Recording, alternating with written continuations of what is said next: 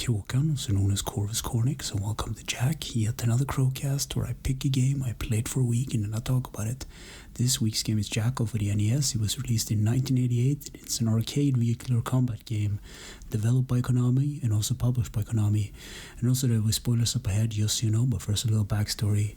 So this week I actually did some research, and it turns out that two of my favorite podcasts actually made an episode about this. One on YouTube by Retrovaniac and the other by the Nerd Cave Retro podcast. So I'd recommend check those out because I believe they do a much better job explaining about this game than I will. So at the start of the game, you get a splash screen with the game's title, and then you can choose between 1 or 2 players.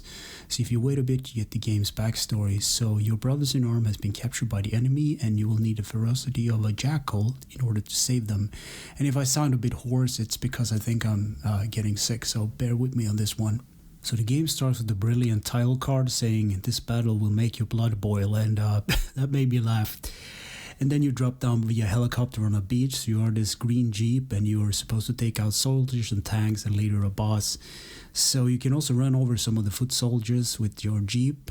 Some of the tanks, I think you can only take them out with the grenades. So you can upgrade these grenades into missiles later, and the spread of those missiles will expand, if that makes sense. And you also have a machine gun or a gun on your car basically, and it only shoots straight upwards, and I don't know why that's a thing, but it gets a while to get used to it. So later in the level you will cross a bridge and fire at some, firing boats, and that leads into a boss battle with a couple of blue tanks. So you start with 4 lives, and once those are spent you get to continue. And this is an arcade game, so score is all that matters, and there's no timer to speak of. So you can also blow up houses as you, rampage on the beach. So from these houses you rescue your man-in-arms, your soldier friends. Some of them will upgrade your grenades into missiles and so on. But for some reason you can't destroy the palm trees because, I guess, video games. So the soldiers that you rescued can be let off at a helipad, and once they're let off you get your points. And if you die for any reason you lose all your upgrades, so you're back to your old standard grenades again. And once you've beaten a level you get a nice title card to go with that. And then it's time for the second level, and it looks a bit like Grease. You have these enemies that attack you in form of Harrier jets, falling columns, and even Medusa heads. Think Castlevania. So this game is super hard, by the way, and the boss is no exception. So you meet a couple of Medusa heads, you need to shoot them out, and they shoot missiles at you. But if you stand in a specific spot, they can't hit you. But you also need to worry about turrets and tanks while doing this. So that's a bit tricky. It took me a while to beat this boss. And once you beat that boss, you get a title card with a couple of soldiers yelling, "Yeah." And I thought that was a bit funny. And then it's time for level 3. It's a city with lots of parking lots next to a port. So of course there's a lot of boat action going on here.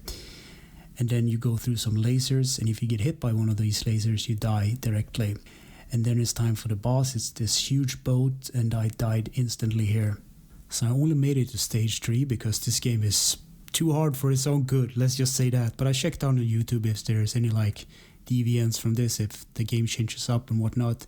So level 4 is a jungle area with tanks, soldiers, turrets, and the boss is a giant helicopter.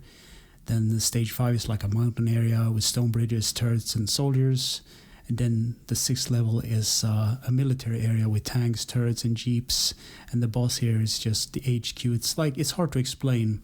So you fire at this HQ, I guess. There are a couple of bars you fire at, and then it turns into a second phase where this HQ becomes a huge tank. So you shoot it, first it's green, then it turns yellow, and then red, and then it explodes. And then you get the end credits, like a sunset, and that's about it. So gameplay.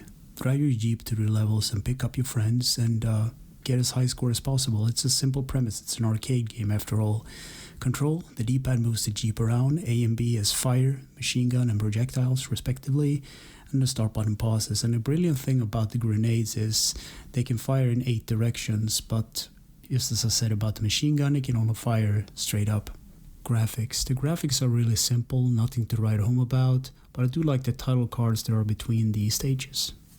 Sound and music. Sakamoto and Fujio made the soundtrack for this game. It's fast-paced combat music, but I can't hum a single tune at the top of my head, but it was there.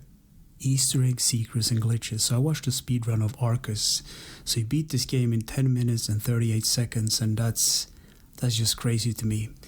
And then there are also these things. There are hidden extra lives throughout the stages by shooting at specific columns and whatnot. They will pop out. So in conclusion, I wrote no, go play another game or something else.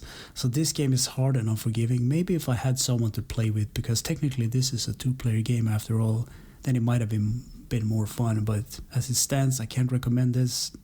Go play something you like instead. That would be my top advice. So anyway, thanks for listening and or watching, and take care.